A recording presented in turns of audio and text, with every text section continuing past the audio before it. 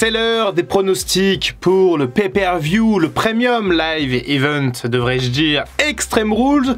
Et cette année, on risque d'avoir une édition particulièrement excitante. Là où les autres années, on a eu parfois des Extreme Rules un petit peu en dents de scie, avec des matchs plutôt étranges. On repensera au ciné-match entre Bray Wyatt et Braun Strowman, ou au match entre Rey Mysterio et Seth Rollins. Avec le vomi de Seth Rollins à la fin du match. Ah là là, quel bon souvenir. Mais maintenant que Triple H est aux commandes de l'équipe créative de la WWE, les choses changent. Et on a bien vu lors de SummerSlam et de Clash at the Castle qu'effectivement les pay-per-view avaient augmenté en intensité, avaient augmenté en intérêt et que surtout c'était plus divertissant qu'avant. Donc aujourd'hui on va faire les pronostics d'une part, mais aussi on va parler de ce qui peut se passer lors de Extreme Rules. D'ailleurs vous l'aurez sûrement remarqué, mais le format est en train de changer sur la chaîne Dr Wrestling depuis quelques temps maintenant et je vous propose à peu près une vidéo par jour. Et ce que je vous demande, c'est me donner vos avis dans les commentaires par rapport à ce rythme de vidéo. Et c'est parti, on démarre pour les pronostics de Extreme Rules. Et on démarre tout de suite immédiatement avec un match très compliqué à pronostiquer. Le match entre Edge et Finn Balor, un I Quit match. Et la rivalité bat son plein entre Edge et Finn Balor du coup, puisque c'est depuis son éviction du Judgment Day que Edge a un petit peu le couteau entre les dents et veut s'en prendre à peu près tous les membres. Et la rivalité dure depuis plusieurs mois maintenant et je pense que ce match va clôturer un petit peu cet arc. Un I Quit match, c'est pas anodin, ça veut dire qu'il y a un des deux catcheurs qui va forcément être assez décrédibilisé par rapport à l'autre. Et si vous voulez mon avis, je ne pense pas que Finn Balor sera celui qui va perdre. Je pense que Finn Balor a besoin d'une victoire absolument retentissante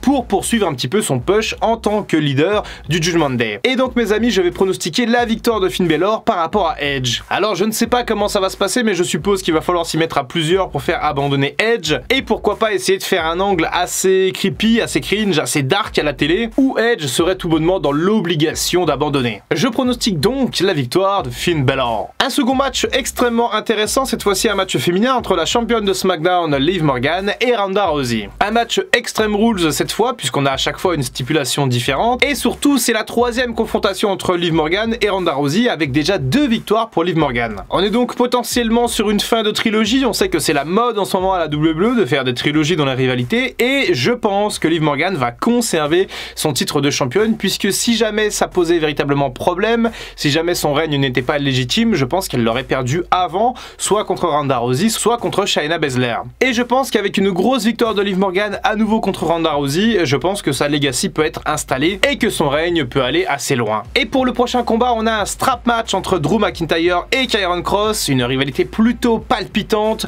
plutôt intéressante depuis les débuts de Karrion Kross, enfin les nouveaux débuts puisqu'il était déjà venu une fois, mais là cette fois-ci on est sur du solide, sur du concret, on est sur le personnage de Karrion Kross qui est extrêmement intéressant, il a bâti tout un univers autour de lui et avec Scarlett il forme un duo absolument génial. Et la rivalité contre McIntyre est plutôt bien sentie jusqu'à présent et j'ai hâte de voir Karrion Kross dans le ring. Et concernant le vainqueur du choix de ce match, eh bien je ne vois pas comment Karrion Kross peut perdre étant donné comment il est construit, étant donné la place qu'il va potentiellement prendre en tant que heel à SmackDown dans les prochains mois. Pour moi c'est assez évident que Karrion Kross va remporter ce strap match contre Drew McIntyre, mais je ne suis pas certain que ça termine la rivalité. Pour moi je pense qu'on peut écrire encore quelques belles semaines entre Karrion Kross et Drew McIntyre. Victoire donc de Karrion Kross qui va assurer sa domination. Un match 3 contre 3 maintenant entre les Brawling Brutes, donc du coup ce clan composé de Sheamus, Ridge Holland et Butch, face à Imperium, du coup avec le champion Gunther, le champion intercontinental. Enfin il est pour l'instant toujours champion intercontinental, mais d'ici vendredi ça peut peut-être changer. Giovanni Vinci bien entendu et Ludwig Kaiser. Ce match 3 contre 3, je l'attendais particulièrement, j'avais peur qu'il nous le donne pas à Extreme Rules,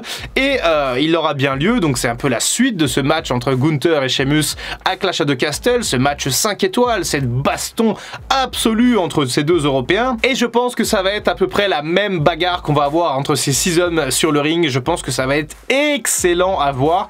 En plus la plupart de ces hommes là se connaissent, il y en a beaucoup qui sont passés par NXT UK, et donc il y a potentiellement une belle alchimie entre ces 6 hommes. Concernant les pronostics, je vais anticiper le fait que Gunther ne perde pas le titre intercontinental pour donner la victoire dans ce match 3 contre 3 aux Brawling Brutes. Je pense que ça permettrait de les remercier entre guillemets, ces Brawling Brutes qui font un travail assez exceptionnel depuis quelques mois. Et du côté de Gunther et de Imperium, c'est pas spécialement si grave s'ils perdent, et surtout si c'est pas Gunther qui prend le pin. Il nous reste 2 matchs à pronostiquer du coup dans cette prédiction de Extreme Rules, 2 matchs qui peuvent tout à fait se battre pour être le main event de la soirée. D'abord le match entre Seth Rollins et Matt Riddle, Fight Pit match. Alors ça pourrait tout à fait être le main event déjà parce que la rivalité rivalité bat son plein entre les deux, et aussi on a ajouté la présence de Daniel Cormier qui est une superstar de l'UFC, et donc je me dis qu'avec une telle star en tant que guest referee, eh bien il y a quand même beaucoup de chances de voir ce match en tant que main event. Matt Riddle et Seth Rollins du coup dans un fight pit match, une grosse animosité entre ces hommes, et considérant le fait que Seth Rollins a remporté la première partie de la bataille à Clash of the Castle, je serais assez favorable à l'idée que Riddle gagne ce fight pit match et que du coup on soit un partout balle au centre et on fait la belle du côté des séries par exemple. Dans tous les cas, je pronostique un match complètement brutal, ça va être génial, extrêmement divertissant. De toute façon, toute la carte de cette Extreme Rules va être extrême, il va y avoir beaucoup d'intensité et c'est pour ça que ça va être génial à mon avis. Je pense qu'on va enfin avoir un vrai premium live event qui s'appelle Extreme Rules et qui sera extrême. Dans tous les cas, accrochez vos ceintures puisque ce fight pit match entre Riddle et Rollins pourrait bien voler la vedette. Et donc, pronostic victoire de Riddle. Et enfin, le dernier match de cette carte, et peut-être qu'il sera le main event également vu la tournure des événements, vu l'importance de la rivalité notamment du côté de Monday Night Raw, puisque c'est le match entre la championne féminine Bianca Belair et Bayley, un match de l'échelle. Un match qui n'est pas si facile à pronostiquer puisque d'une part on a Bayley qui revient de blessure après presque un an d'absence, qui a monté tout un clan heel et qui prend beaucoup d'espace médiatique que ce soit à Raw ou à SmackDown. Et de l'autre côté on a bien sûr Bianca Belair, championne invincible du côté du roster féminin, tout à fait adorée par les fans et avec un règne plutôt solide. Pour ce match de l'échelle, je vais pronostiquer une victoire de Bayley. Et oui, ça peut paraître un petit peu surprenant, mais je pense que Triple H met beaucoup d'espoir dans le Damage Control, qui est ce clan du coup composé de Bayley, Io Sky et Dakota Kai. Et comme Dakota Kai et Io Sky sont championnes par équipe féminine, je pense que le fait d'avoir Bayley avec un titre de championne de Raw pourrait agrémenter un petit peu ce clan pour lui donner beaucoup de légitimité. Concernant Bianca Belair, elle a déjà un règne plutôt sympa, à peu près 6 mois de règne depuis WrestleMania. Et encore une fois, je pense que si elle perd le titre dans un match de l'échelle, avec pourquoi pas une intervention du coup du Damage Control, je pense que finalement elle n'en sortira pas spécialement si affaiblie que ça, et potentiellement on pourra poursuivre cette rivalité entre Bayley et Bianca Belair au moins jusqu'à la fin de l'année, voire début 2023. Donc mon pronostic pour ce match, eh bien je vais pronostiquer la victoire de Bayley. 6 matchs au programme de ce Extreme Rules bien entendu, et surtout on l'attend bien entendu, on attend un retour en particulier,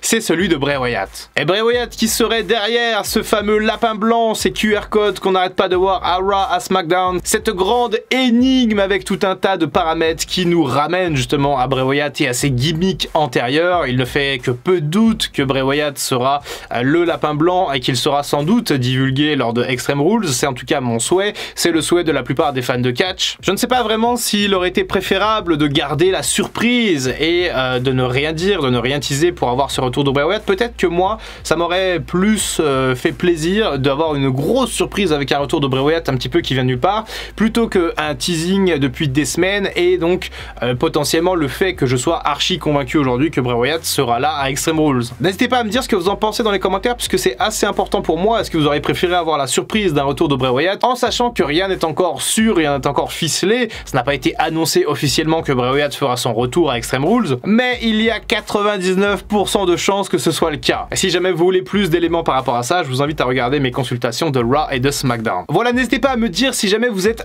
hypé par ce Premium Live Event. En tout cas, moi je suis super excité.